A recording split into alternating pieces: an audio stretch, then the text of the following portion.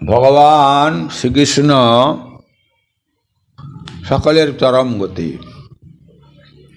মানুষ ভয় পেলে ভগবানকে ডাকে। সেই ভগবান লীলাচ্ছলে জরাসন্ধের বয়ে চলে গেছিলেন সমুদ্রের ভিতরে দ্বারকা নগরী তৈরি করে সেখানে বাস করতেন। সেখানে তার সমস্ত আত্মীয়বর্গ থাকত। তিনি একদা তার মা দেবকীকে বলেছিলেন, মা, তুমি আমার জন্মের রহস্য কিন্তু কাউকে কখনো বলো না। তুমি বললে, তুমি যেখানেই বলো, আমি কিন্তু ঠিক বুঝতে পারবো, আমি শুনতে পাবো, আমি জেনে নেব। মা দেবকী কাউকে কোনোদিন বলেননি। একদিন দুই ভাই বলরাম শ্রীকৃষ্ণ রাজপুরীর বাইরে দূরে চলে গেছেন সমুদ্রের দিকে ঘুরতে। সেই অবসরে রুক্মিণী, সত্যভামা রানীরা মাতা দেবকীকে খুব অনুরোধ করলেন যে আপনি বলুন, তার রহস্যটা বলুন, জীবন তার জন্ম রহস্য আমাদের বলুন, আমরা জানতে চাই। তিনি কিছুতে রাজি হচ্ছেন না দেখে তাকে বার অনুরোধ করে তাকে বললেন, চলুন, একটা নিভৃত কক্ষ আছে, সেইখানে বলবেন। সেখান থেকে বাতাসও তো বেরোয় না, বাতাস ঢুকেও না, এমন কক্ষ সেটি। তো সেখান থেকে তিনি শুনতে পাবেন না। চলো।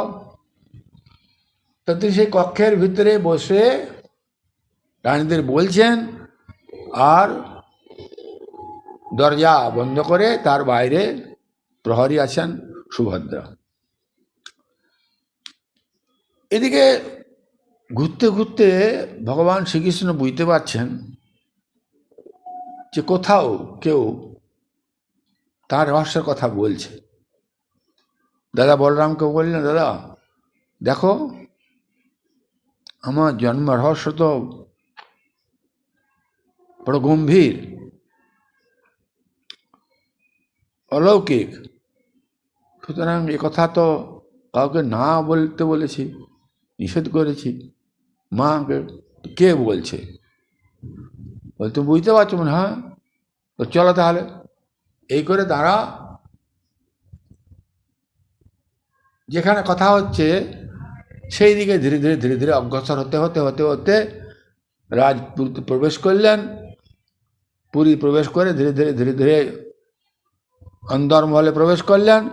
তারপর যেখানে কথা হচ্ছে ঠিক সেখানে হাজির হয়ে গেলেন।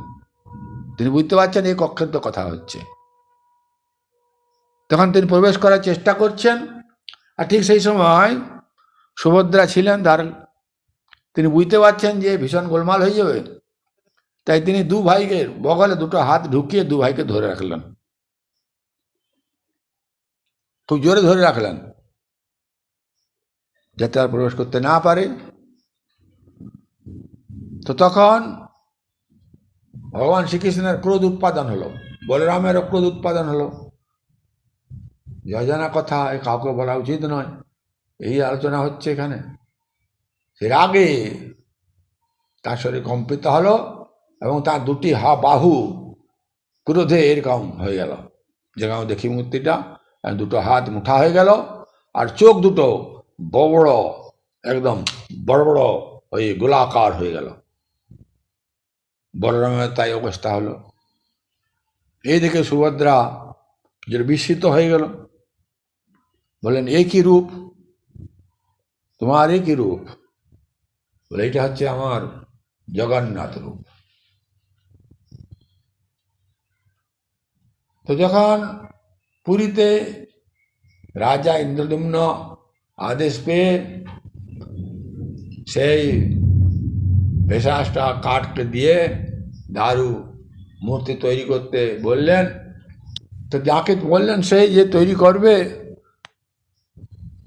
বিশ্বকর্মা বললেন যে ঠিক আছে, যতদিন না আমি কবাট খুলে বেরিয়ে ততক্ষণ তোরা কবাট খুলবে না, যদি কবাট খুলেছ তাহলে আমাকেও পাবে না, আর মূর্তি যেমন আছে তেমনি থেকে যাবে। ধীরে ধীরে মূর্তির তৈরি হচ্ছে, টুকটাক শব্দ হচ্ছে, রাজা রানী এসে শব্দ শুনেন, হ্যাঁ হচ্ছে কাজ। কিছুদিন আর কোনো শব্দ পাননি, তো তিনি একদম আকুল ব্যাকুল হয়ে উঠলেন। তার মন কিছুতেই স্থির থাকলো না, ভগবানের ইচ্ছা তো। তিনি কয়েকদিন অপেক্ষা করার পর ধৈর্য না ধরে তিনি দরজাটা খুলে দিলেন। এই দরজা খুলে দিলেন, দেখলেন যে মূর্তি অসম্পূর্ণ। যিনি তৈরি করছিলেন তিনিও নেই। কি হবে? ভগবান বললেন এই মূর্তিতে পূজা হবে। ভগবানকে আমরা দেখি না, এইরকম দুটা বাহু উঠা করে বসে আছেন, চোখ গোল গোল, ঠিক সেই রূপই তৈরি হলো, এবং সেই রূপে তিনি শ্রীক্ষেত্রে পূজিত হলেন, এবং সর্বত্র যেখানে যেখানে মন্দির আছে তার সেই রূপই পূজিত হয়। এবং তার বিশেষ যে পর্ব রথযাত্রা, রথযাত্রায় তিনি মন্দিরে থেকে থেকে বাইরে বেরোয়ার ইচ্ছা করে তিনি দাদা আর বোনের সঙ্গে রথে চেপে মাসি বাড়ি চলে যাবেন। তিনি আর আবদ্ধ থাকবেন না, সবার সঙ্গে তিনি মিলিত হবেন, সবার সঙ্গে। কথিত আছে তার যে রথ, প্রথম তো গরু গাড়ি ছিল, তারপর রথ তৈরি হলো বিরাট। সে রথে যে দড়ি টানত, বহু লোক, কয়েক হাজার শবত জাতির লোক ওই দড়ি টেনে টেনে নিয়ে যেত। এই রথযাত্রা উৎসব এক পবিত্র উৎসব। পুরীতে শ্রীক্ষেত্র বলা হয় তো, তাই তার গুরুত্বটা বেশি। অন্যত্রও যেখানে যেখানে বড় বড় মন্দির আছে, বড় রথ আছে, যেমন মহেশের রথ, এরকম অনেক রথ আছে, সেখানে রথযাত্রা হয়। বহু লোক রথে ভগবানকে দর্শন করবার জন্য যান, কারণ মন্দির তো ভালো করে দর্শন করতে পারেন না, তাই তিনি যখন বাইরে বেরিয়ে এসেছেন সবকে দর্শন দেওয়ার জন্য, আপামার সমস্ত জনগণ, কেবল ব্রাহ্মণ নয়, ক্ষত্রিয় বৈশ্য শূদ্র, সমস্ত অন্তর্জ সমস্ত সমস্ত মানুষের সঙ্গে তিনি একাকার হয়ে যাবেন, এবং কয়েকদিন সেখানে থেকে আবার তিনি ফিরে আসবেন। ফিরে এসে তিনি ব্রত করবেন, একাদশী ব্রত।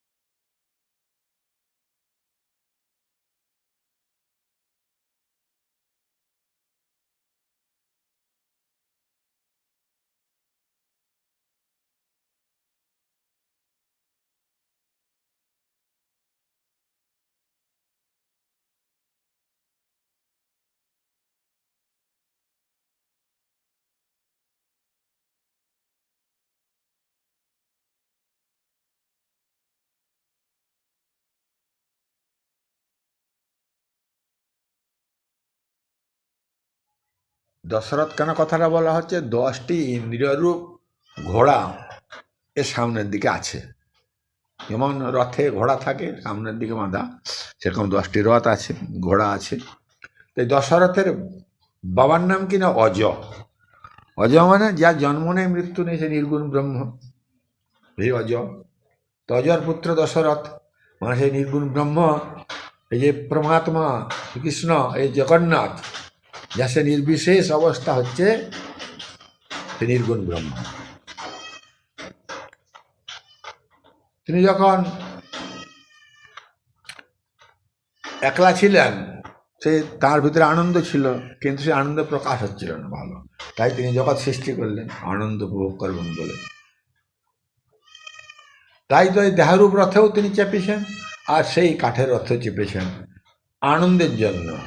সবকে আনন্দ দিবেন, নিজে আনন্দ গ্রহণ করবেন, কারণ তিনি তো অখণ্ডং সচ্চিদানন্দম অবাং মনস গোচরম।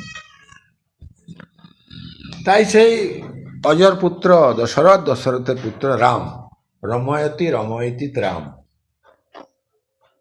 হৃদয় মন্দিরে, অন্তঃকরণে, মনে, বুদ্ধিতে, নিশ্চয়তা বুদ্ধিতে রমণ করতে হয়। রমণ, রমণ, রমণ কি?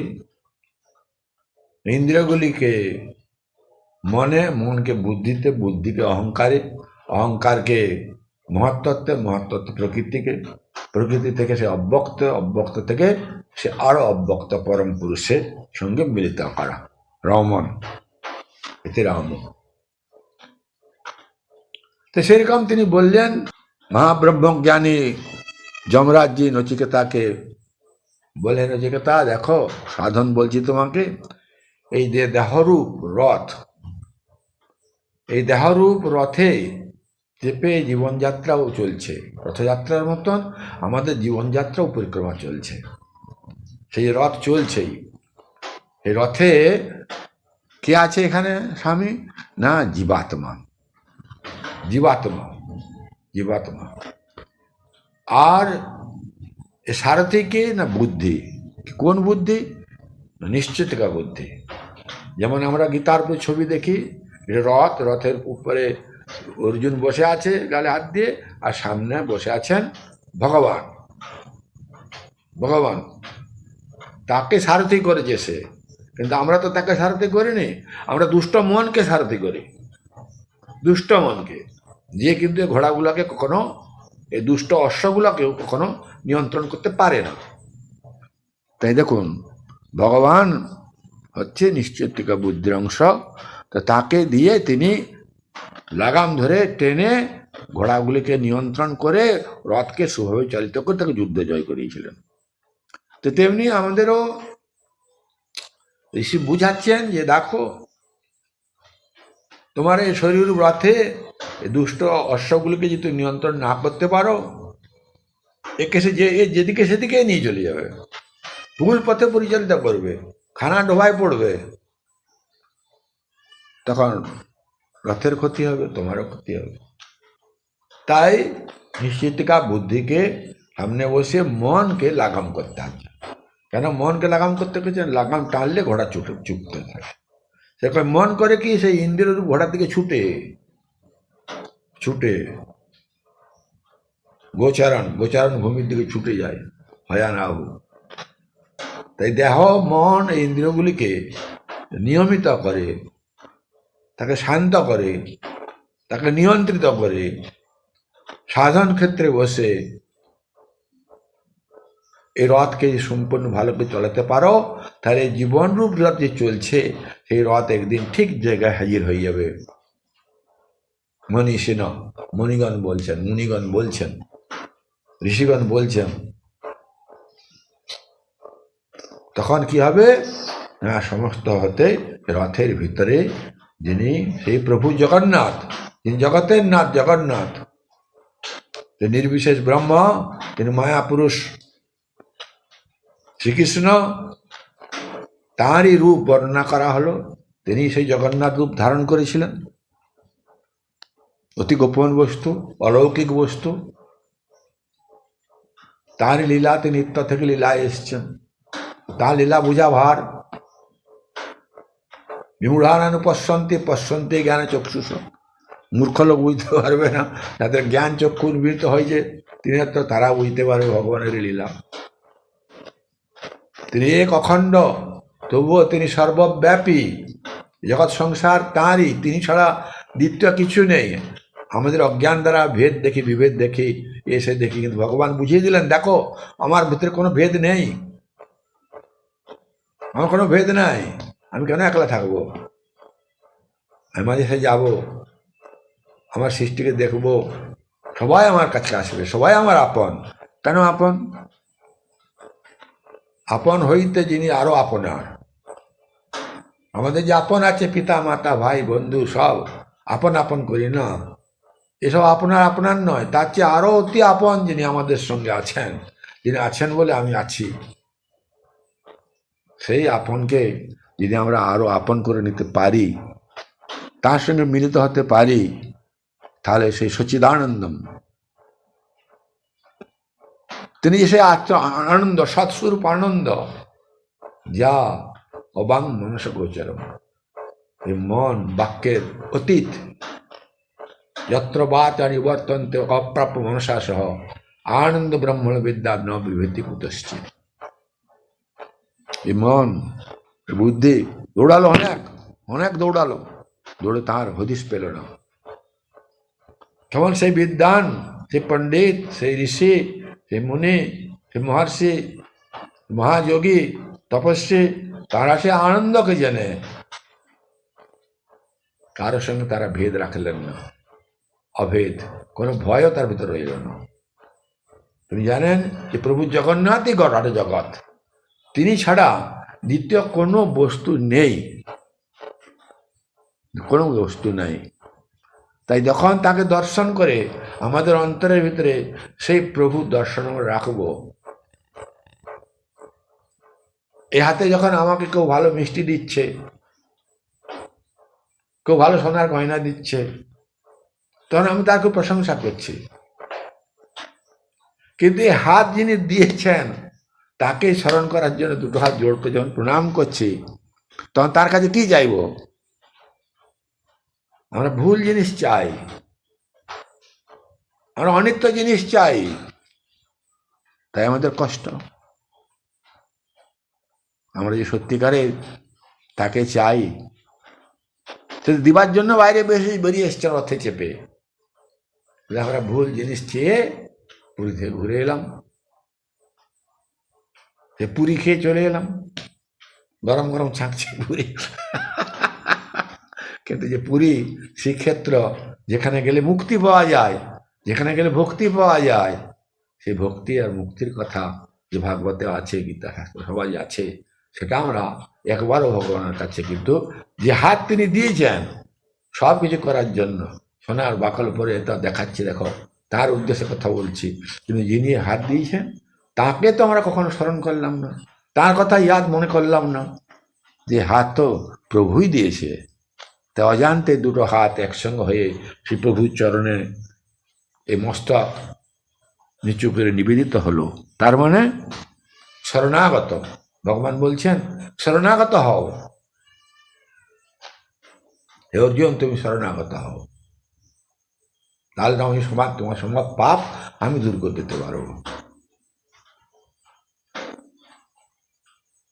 সুতরাং আমরা সবসময় ভগবানের শরণাগতি লাভ করতে পারি না। তমেব শরণং গচ্ছ সর্বভাবেন ভারত, সর্বভাবেন কথাটা ভাবতে হবে, সর্বপ্রকারে, এতটুকু মলিনতা থাকলে হবে না, এতটুকু কপটতা থাকলে হবে না। অর্জুনকে বুঝাইছে সর্বভাবেন ভারত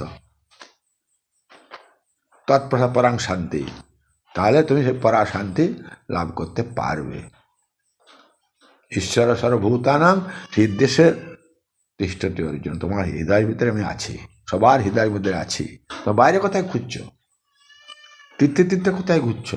যাকে নিয়ে তুমি তীর্থে ঘুরছো, যাকে জানবার জন্য যেহেতু তোমার ভিতরে, তুমি তাকে বয়ে নিয়ে ঘুরছো, একবার তুমি অন্তর্চক্ষু খুলে দেখলে না যে তোমার ভিতরে সেই পরম জগন্নাথ, আনন্দময় জগন্নাথ, আনন্দ স্বরূপ জগন্নাথ, যিনি আনন্দ দেওয়ার জন্য বসে আছেন, তাকে না জানে আমরা ভুল পথে গিয়ে অজ্ঞান বশবর্তী হয়ে সুখের আশায় শুধু দুঃখই পাচ্ছি। তাই আমাদের এই জীবনযাত্রা, এই রথযাত্রা জীবনের শেষ প্রান্ত পর্যন্ত প্রতিদিন চলছেই। প্রভুর আষাঢ় মাসেই শুধু একবার তিনি বেরোন, আমাদের রথ সবসময় বেরোচ্ছে। এই জন্য বললেন, হে অর্জুন, সর্বধর্মান পরিত্যজ্য মাম একং শরণং ব্রজ অহং ত্বাং সর্বপাপে মোক্ষয়সি মা শুচ। সর্বধর্মান, ধর্মান, ধর্মান অর্থাৎ বহুবচন, ধর্ম এবং অধর্ম দুই দুই ত্যাগ করো। ধর্ম কার?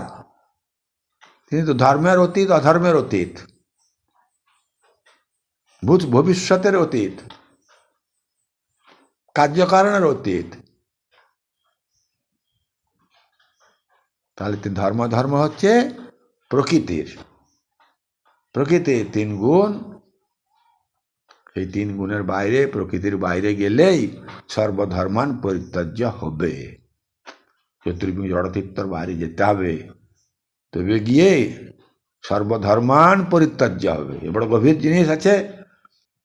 তখন শুধু একম, সে অদ্বৈত একম, কেবল আমি ছিলাম, আমি আছি। যখন সৃষ্টি হয়নি, স্থূল সূক্ষ্ম কিছুই হয়নি, স্থূল সূক্ষ্মর কারণ যে অজ্ঞান, তাও ছিল নি, শুধু ছিলাম আমি একলাই। তিনি সেই অদ্বৈত একম। সেই জায়গায় গেলে তখন কি হবে? দেহার তো চলে যাবে, সব পাপ চলে যাবে, তিনি সব পাপ গ্রহণ করে নেবেন। তা সেই অবস্থায় উপনীত হলে সে হবে গুরু নির্দেশ পথে। সেরকম গুরুর কাছে গিয়ে আমরা যদি গ্রহণ করতে পারি, তাহলে আমাদের জীবনেও এই রথযাত্রা আনন্দময় হয়ে উঠবে।